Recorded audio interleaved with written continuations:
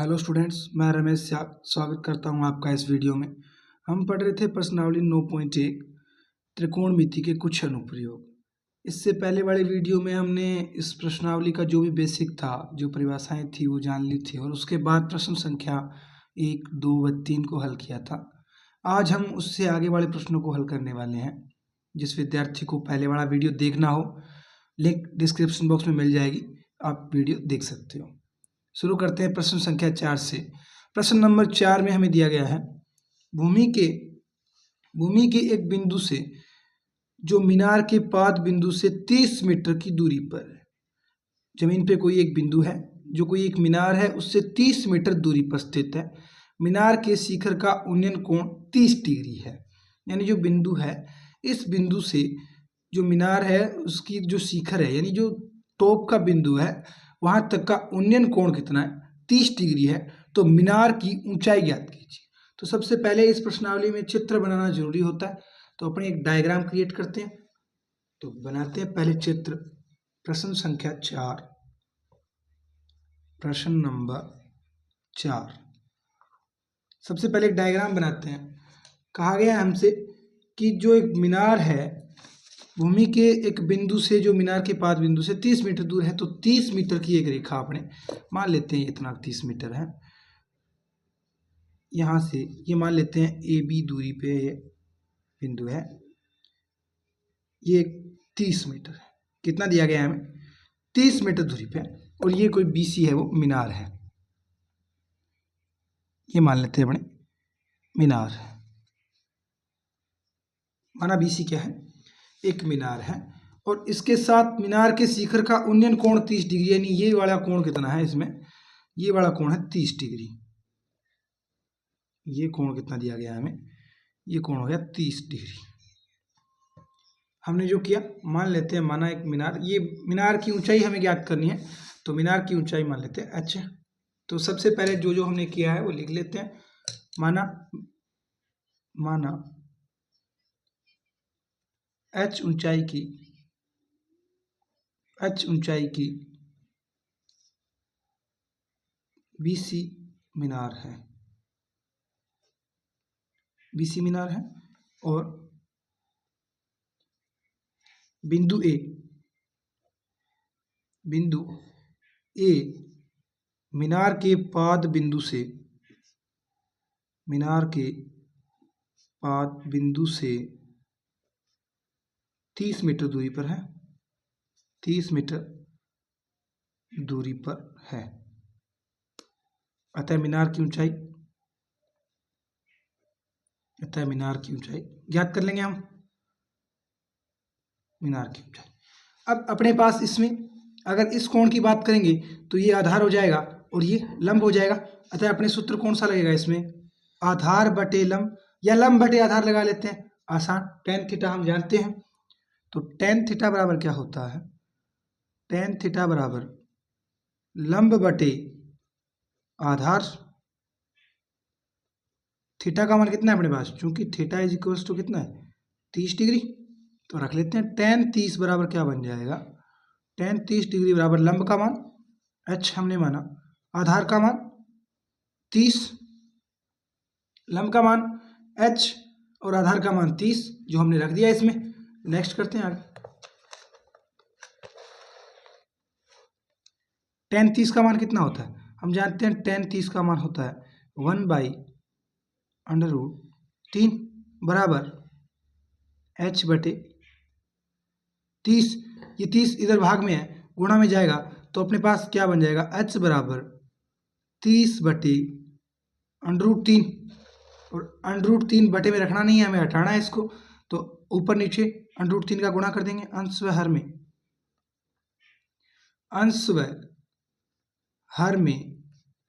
√3 का गुणा करने पर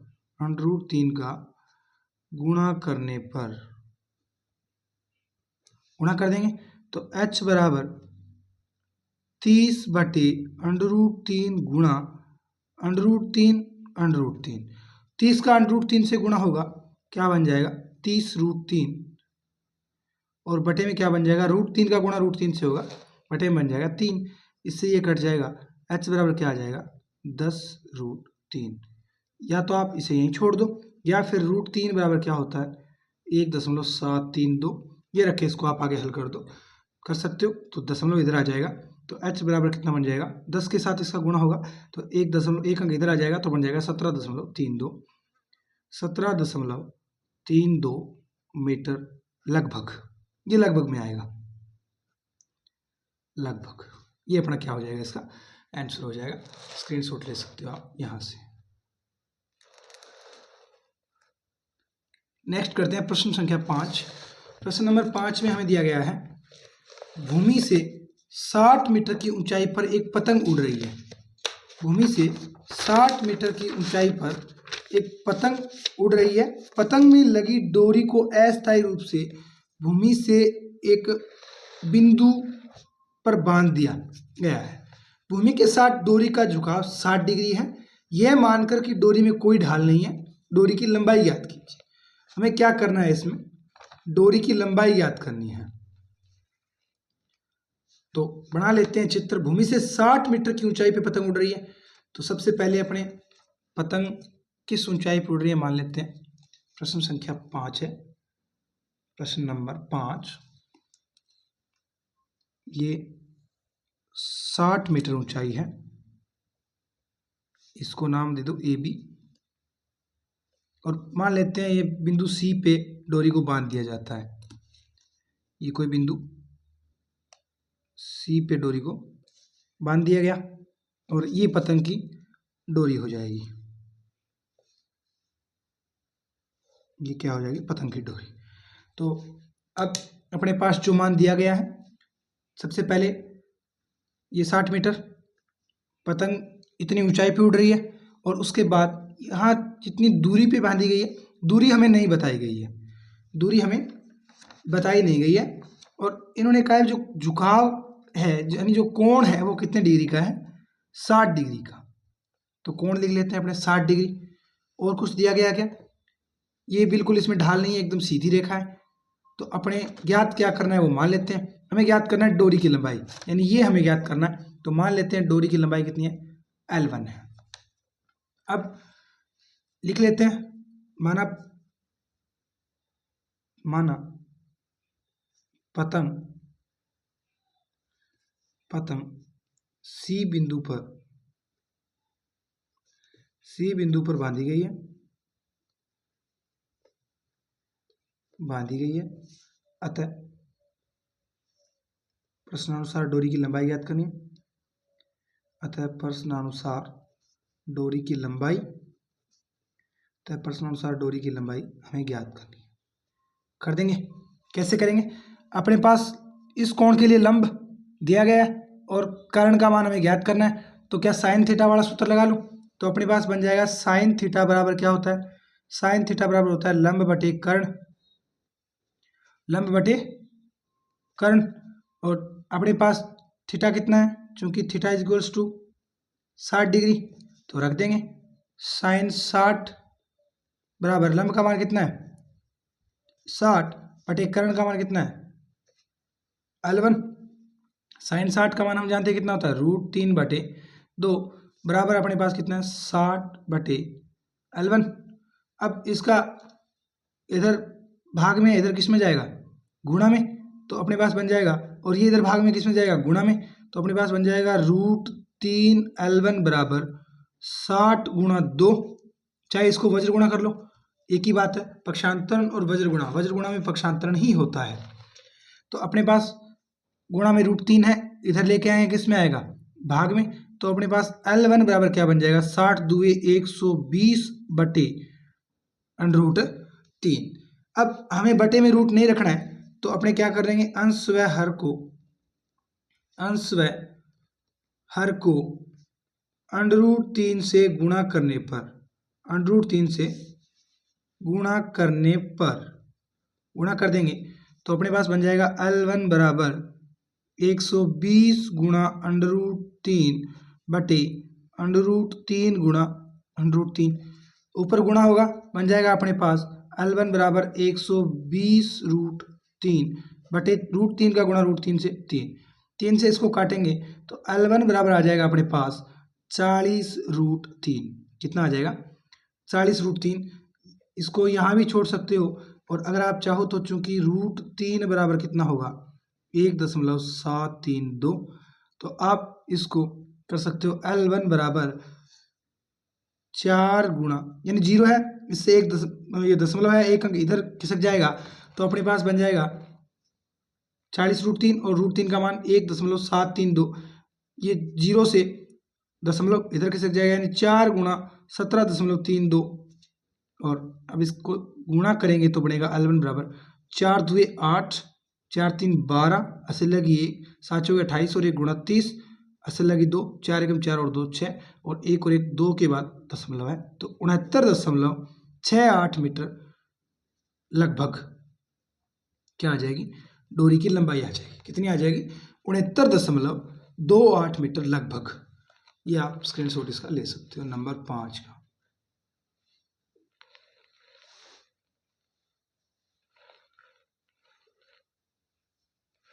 अब करते हैं नेक्स्ट प्रश्न संख्या 6। प्रश्न नंबर 6 में क्या दिया गया है हमें? प्रश्न नंबर 6 में हमें दिया गया है 1.5 मीटर लंबा एक लड़का, कोई 1.5 मीटर लंबाई का एक लड़का है, 1.5 मीटर लंबा एक लड़का 30 मीटर ऊंचे एक भवन से कुछ दूरी पर खड़ा है। 30 मीटर ऊंचा कोई एक भवन है, उससे कुछ दूरी पर एक लड़का खड़ा है जिसकी लंबाई कितनी है? 1.5 मीटर है। जब वह ऊंचे भवन की ओर जाता है, यानी भवन की ओर जाता है, तब उसकी आंख से भवन के शिखर का उन्नयन कोण 30 से 60 डिग्री हो जाता है। यानी पहले जहां पे खड़ा था वहां से कोण था 30 डिग्री, और उसके बाद वो जैसे आगे जाता है, भवन के पास जाता है, क्योंकि जितना अपने पास में जाएंगे ऊपर देखेंगे कोण बढ़ता जाएगा, तो कोण कितना हो जाता है? 60 डिग्री हो जाता है। तो बताइए कि वह भवन की ओर कितनी दूरी चल कर गया, यानी उसने कितनी दूरी तय की जब कोण 60 डिग्री बन जाएगा। देखते हैं, पहले चित्र बनाते हैं इसका, तो डायग्राम बना लेते हैं। सबसे पहले अपने मान लेते हैं कोई भवन ए बी है, एक भवन बना लेते हैं। प्रश्न नंबर 6, सबसे पहले अपने भवन बना लेते हैं। ये भवन है 30 मीटर का। ये पूरा भवन कितने मीटर का है? भवन हमें दिया गया 30 मीटर का, तो भवन की लंबाई कितनी हो जाएगी? ये ऊंचाई है 30 मीटर। अब जो बच्चा, वो एक लड़का है, वो कितने मीटर का है? 1.5 मीटर का। तो पहले मान लेते हैं यहाँ पे खड़ा है वो, इतनी दूरी पे, और वो है कितने मीटर का? 1.5 मीटर का, यानी इतना है 1.5 मीटर का। यहां से वो देखता है, यानी अपना जो ये क्षैतिज प्रास है वो कितना हो जाएगा? यहां से ऐसे बन जाएगा, यानी आंखें तो यहाँ पे होगी उसकी, और ये इतना बन जाएगा अपना क्षैतिज प्रास। यहाँ ये भवन मान लेते हैं अपने ए बी था, और ये बिंदु सी हो गया, और ये मान लेते हैं अपने डी और ई। अब क्या करेंगे हम? यहां से वो देखता है पहले, तब ये भवन का शिखर है, यहाँ पे 30 डिग्री का कोण बनता है। जब वो पहले देखता है जहाँ खड़ा था उस बिंदु से देखता है, तब कोण कितने डिग्री का बनता है? तब कोण बनता है 30 डिग्री का। ये कोण था 30 डिग्री। अब वो यहाँ से चलना शुरू करता है, और मान लो यहाँ तक आता है, तब कोण कितने डिग्री का बन जाता है? 60 डिग्री का बन जाता है। जैसा प्रश्न में कहा गया वही कर रहा हूँ, और कुछ नहीं, इसमें कुछ नया नहीं है। जैसे मान लो वो यहाँ पे आता है, और यहाँ पे आके कोण कितने डिग्री का बन जाता है? 60 डिग्री का। देखो प्रश्न में ऐसा कहा गया है हमसे कि 1.5 मीटर लंबा एक लड़का 30 मीटर ऊंचे एक भवन से कुछ दूरी पर खड़ा है, यानी अपने मान लेते हैं ये इस दूरी पे खड़ा है, यहाँ पे खड़ा है भवन से 1.5 मीटर उसकी खुद की जो है वो लंबाई है व्यक्ति, और हमें ये हो गया अपना दृष्टि क्षेत्र, और ये होगी क्षैतिज प्रास, यानी आंखों से जो एकदम समतल होगा, जो एकदम सामने होगा, वो क्षैतिज प्रास बनेगी, और वहां से जितना ऊपर वो देख रहा है वो अपना दृष्टि क्षेत्र होगा, और उसके साथ बनने वाला कोण उन्नयन कोण होगा। तो पहले जहां से देखता है वहां से 30 डिग्री का कोण बनता है, उसके बाद यहाँ से चलना शुरू करता है, और ऐसी जगह पहुंच जाता है जहां से कोण 60 डिग्री का बन रहा है। तो अब इसमें हमें एक तो भवन की ऊंचाई दी गई है 30 मीटर और दोनों कोण दिए गए और हमसे पूछा गया है कि वो कितनी दूरी चल कर गया, यानी हमें ये दूरी ज्ञात करनी है। ये जो दूरी है ये ज्ञात करनी है। मान लेते हैं अपने ये दूरी कितनी है, x मीटर है। कितनी मान लेते हैं, x मीटर मान लेते हैं। और ये कितनी है, ऐसा मान लो y मीटर है, ये y मीटर है। टोटल कितनी हो जाएगी यहाँ से लेके यहाँ तक, x प्लस y मीटर। यानी हमें ज्ञात क्या करना है, अगर अपने पहले x प्लस वाई मीटर ज्ञात कर लें और फिर इससे y याद कर लें, इससे x ज्ञात कर लें, तो इसमें से अगर x प्लस वाई में से मैं y घटा दूंगा तो क्या अपने पास x प्लस वाई आ जाएगी।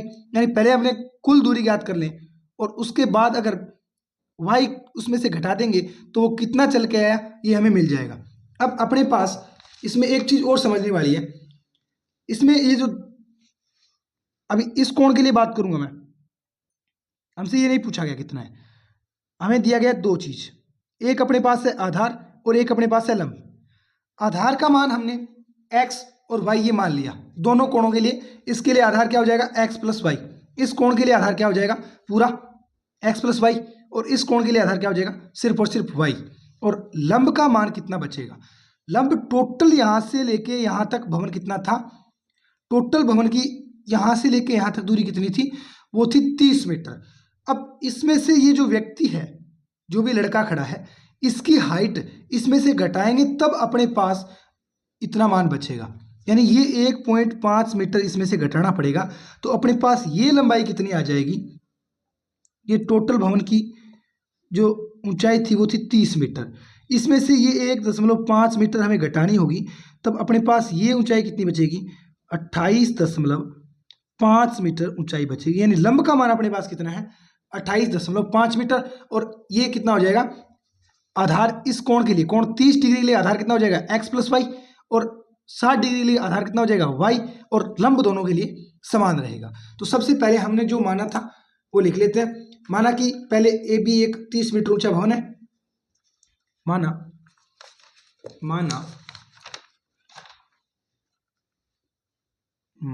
हमने जो किया था ए बी, माना ए बी एक 30 मीटर ऊंचा भवन है, एक 30 मीटर ऊंचा भवन है। और सीई क्या है, सीई मान लो चाहे ईसी मान लो, सीई 1.5 मीटर लंबा लड़का है, 5 मीटर लंबा लड़का है। उसके बाद हमने क्या माना, उन्नयन कोण हमें दिया गया है 30 और 60, लिखने की आवश्यकता नहीं। और हमने क्या माना था, हम मान लेते हैं, इस बिंदु को नाम देना चाहो तो दे सकते हो, या फिर ऐसे मान लेते हैं, प्रारंभ में लड़का x प्लस वाई दूरी पर खड़ा था,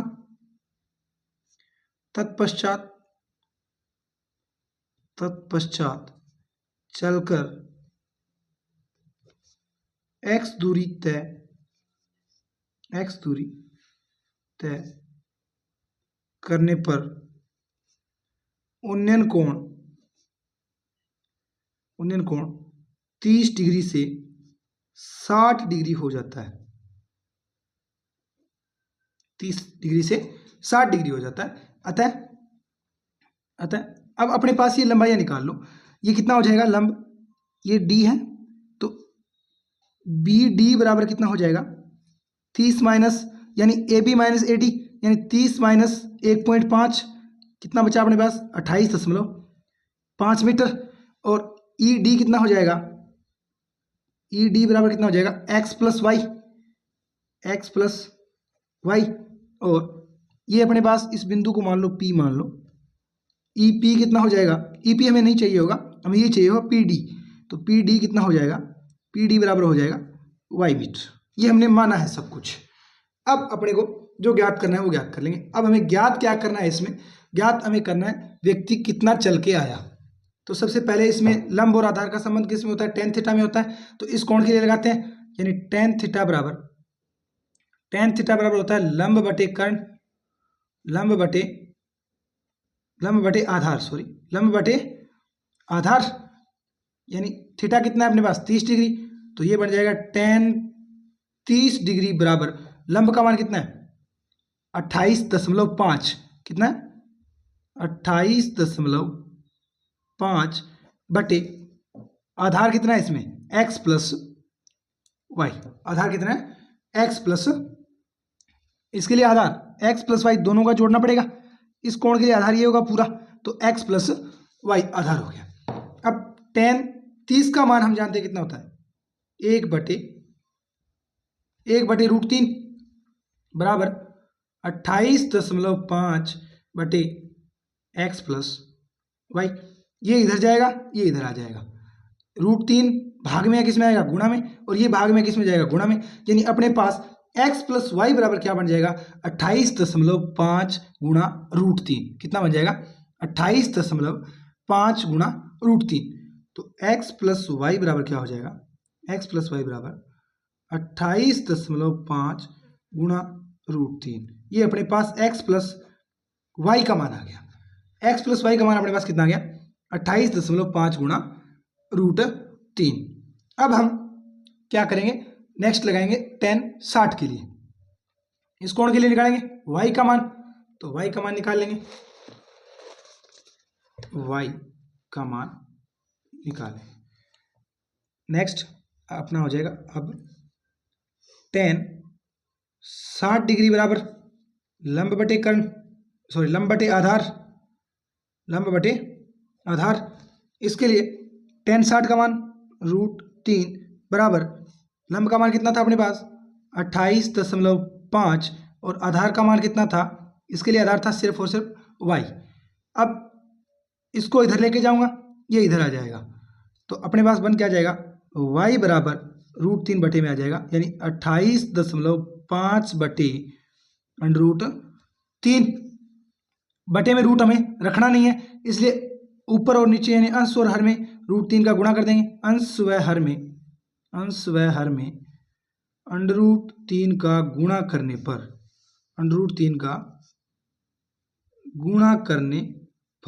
गुणा करेंगे तो अपने पास क्या बन जाएगा y बराबर 28.5 बटे √3 गुणा √3 बटे √3, इसके साथ गुणा होगा बन जाएगा अपने पास 28.5 √3 गुणा में है बटे 3। अब y का मान अपने पास आ चुका है, y बराबर आ गया 28.5 बटे 3 गुणा में क्या है √3, और अपने पास पहले x प्लस वाई का मान क्या था 28.5 √3।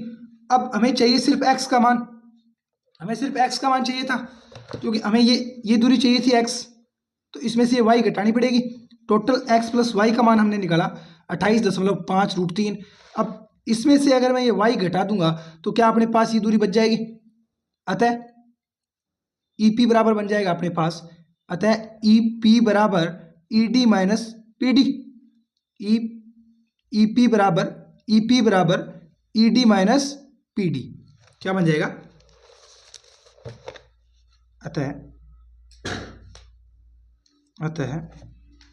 EP बराबर ED माइनस PD। अब EP का मान कितना है x बराबर x plus Y minus Y, यानी हमें x का मान चाहिए था, x बराबर x प्लस वाई का मान कितना था 28.5 माइनस 28.5 गुणा इसका √3 भी था गुणा में, गुणा √3 माइनस 28.5 √3 बटे में 3। अब अगर मैं इसमें से 28.5 √3 कॉमन ले लूँ बाहर, क्योंकि दोनों जगह है, तो अपने पास क्या बन जाएगा 28.5 गुणा √3 बाहर मैंने कॉमन ले लिया, तो अपने पास बचेगा क्या अंदर, यहाँ से पूरा बाहर आ गया बचा क्या 1 माइनस यहाँ से ऊपर वाला बाहर आ गया बचा 1 बटे 3।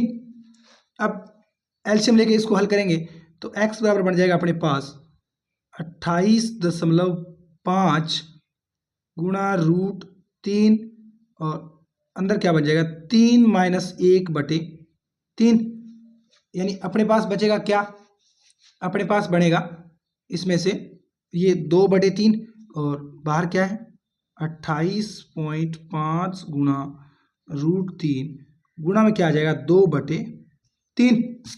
अब अगर इस 3 से 28.5 को काटेंगे तो अपने पास क्या आएगा, इसको काटेंगे तो भाग जाएगा इसमें, 9 तिये 27, 9 तिये 27 बचा 1 और 9.5 आएगा, 9.5, 3 का भाग इसमें 9.5 बार जाएगा और 9.5 का गुणा 2 से करेंगे तो ये अपने पास बनेगा 9.5 और 9.5, 9 और 9 18 और 1 19, यानी 19√3, 19 गुणा √3 इसका क्या हो जाएगा, आंसर हो जाएगा। ये चली गई कितनी आ जाएगी, दूरी आ जाएगी। अतः 19 ये मीटर में है। अतः लड़के द्वारा चली गई दूरी 19√3 मीटर होगी, 19√3 मीटर होगी। हमें इसमें करना क्या था, हमें जो लड़के ने दूरी तय की थी वो दूरी ज्ञात करनी थी, यानी ये x मीटर दूरी हमें ज्ञात करनी थी। तो दोनों कौन थे अपने पास, दोनों से अपने आधार का मान निकाल सकते हैं, यानी पहले तो इस आधार के लिए पूरे जो आधार है इसका मान निकाल सकते थे, उसमें से अगर मैं इसका आधार निकाल के घटा दूंगा तो अपने पास ये इतना बच जाएगा जो हमें ज्ञात करना था। तो सबसे पहले मैं tan 30 लगा दूंगा, जिससे अपने पास x + y का मान आ जाएगा। x + y का मान कितना आता है 28.5 √3, और उसके बाद मैं इस कोण के लिए लगाऊंगा कोण 60 डिग्री के लिए, तो उससे अपने पास y का मान आ जाएगा, और y का मान कितना आता है, वो होता है 28.5/3 गुणा √3।